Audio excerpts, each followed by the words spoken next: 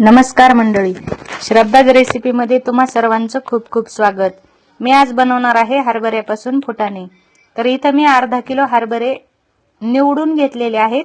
यामध्ये फुटलेले हरभरे अजिबात घ्यायचे नाही आणि त्यानंतर थोडासा असा पाण्याचा शिंतोडा देऊन हरभरे ओले करायचे आहेत।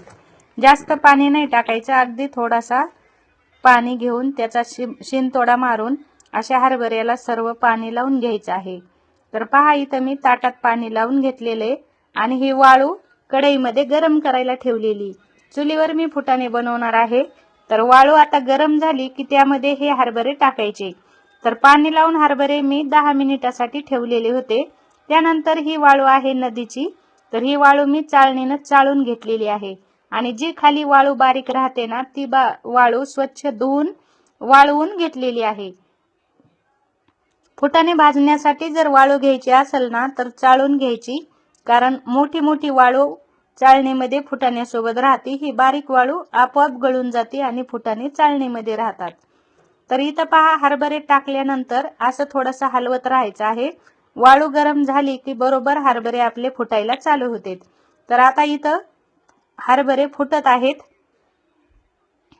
व्हिडिओ आवडला तर व्हिडिओला लाईक करा, शेअर करा आणि चॅनलला सबस्क्राइब नसेल केलं तर नक्की सबस्क्राइब करा। तर पहा, इथं सर्व हरभरे असे फुटून झालेले आहेत।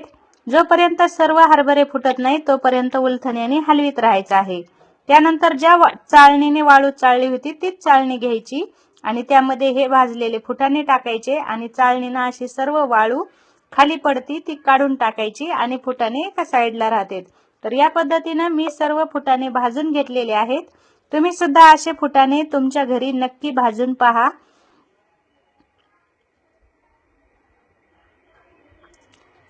तर पहा, मस्त असे हरभरे आपले फुटलेले आहेत। एकही हरभरा न फुटता राहिलेला नाही। तर व्हिडिओ कसा वाटला कमेंट करून नक्की सांगा। परत भेटू पुढच्या व्हिडिओमध्ये, तोपर्यंत बाय बाय।